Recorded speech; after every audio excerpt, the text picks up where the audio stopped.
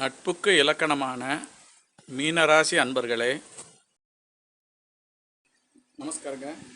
நான் உங்கள் ஜோதிடர் ராஜப்பா பேசுகின்றேன்.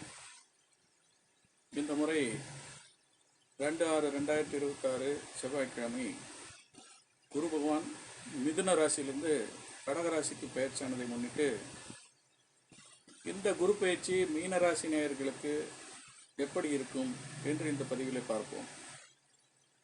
பொதுவாக கடந்த 3 ஆண்டு காலமாக மீனராசிக்காரர்களுக்கு ஏழரை சனி நடப்பது தெரிந்திருக்கும். அதிலும் குறிப்பாக தற்சமயம் ஜென்மச்சனி நடந்து கொண்டிருக்கிறது.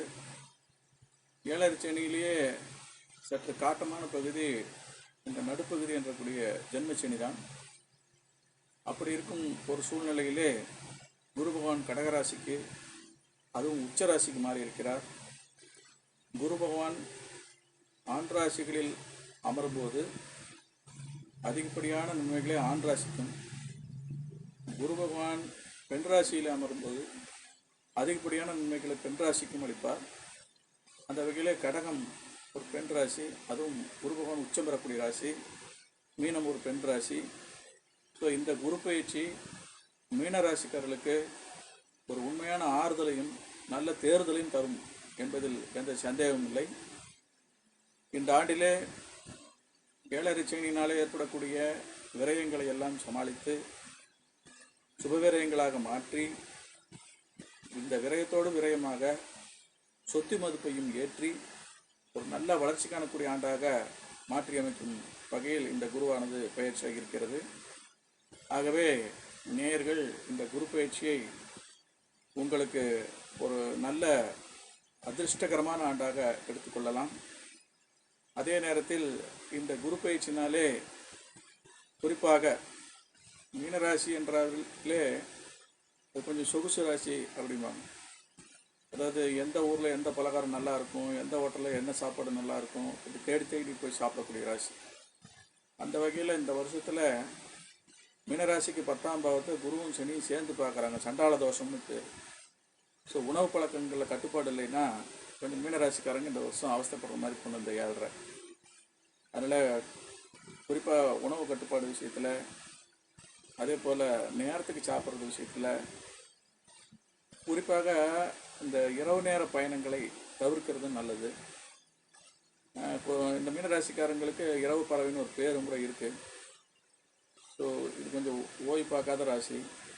ஸோ ஆரோக்கிய விஷயத்தில், உணவு பழக்கத்தில், நல்ல நேரத்துக்கு தூங்குற விஷயத்துலலாம் இந்த குரு பயிற்சி எவ்வளோதான் நல்ல இடமாக இருந்தாலும் கொஞ்சம் நீங்கள் உஷாராக தான் இருக்கணும். இதில் வீடு சம்மந்தப்பட்ட சுப செலவுகள்லாம் ஏற்படுறதுக்கு வாய்ப்பு இருக்குது. மனைவிக்கு நல்ல நகனப்பு, ஆடை ஆபரணங்கள்லாம் வாங்கி போடுறதுக்கு உண்டான அமைப்பு இருக்குது. நண்பர்களுக்கு நல்ல தாராளமாக செலவு பண்ணுவீங்க.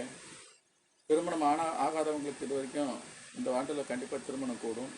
திருமணம் ஆனவங்களுக்கு குழந்தை இல்லாதவங்க கொஞ்சம் லேட் ஆகிட்டு இருக்கவங்க இந்த வருஷம் புத்திரபாக்கியம் உண்டு.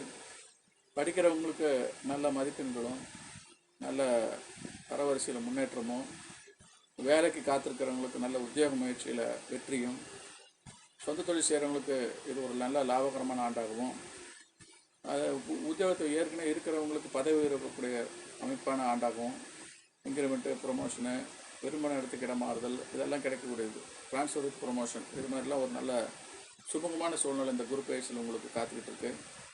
இவ்வளோ சிறப்பான குரு பயிற்சி இந்த ஆண்டில் மீனராசிக்கு 7.5 தாண்டி வளர்ச்சி கொடுக்கக்கூடிய குரு பயிற்சி.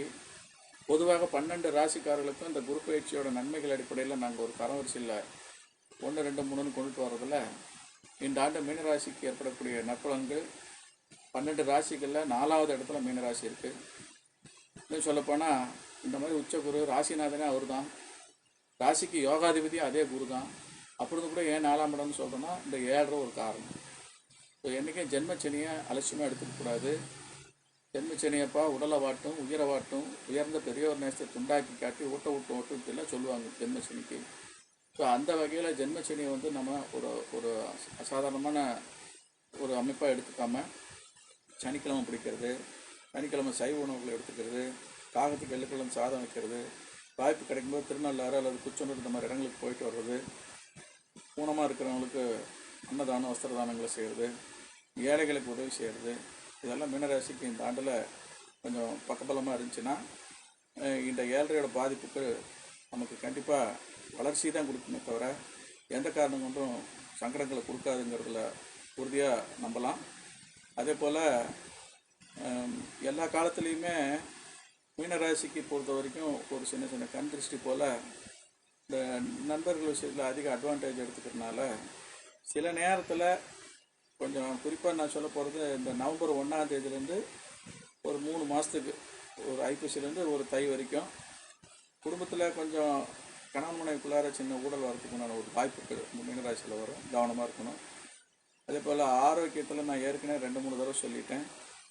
அதே போல் ரகசியங்களை இந்த வருஷத்தில் கொஞ்சம் யாரோடையும் பகிர்ந்துக்கக்கூடாது மீனராசிக்காரங்க. இந்த வருஷத்தில் வந்து தெரிஞ்சும் தெரியாதையும் 2 விதமான விரை செலவுகள் ஏற்படும். குடும்பத்துக்கு தெரிஞ்சு ஒரு கடன், அதாவது ஒரு விரயம், குடும்பத்துக்கு தெரியாமல் ஒரு கடன் விரயம், இப்படி 2 விதமான விரை செலவுகள் ஏற்படும். ஸோ முடிஞ்ச அளவுக்கு நம்மளை நம்புகிறவங்களுக்கு விசுவாசமாக இருக்க பாருங்கள். வீட்டுக்கு தெரியாமல் எதையும் இந்த வருஷத்தில் செய்கிறத தவிர்க்க பாருங்கள்.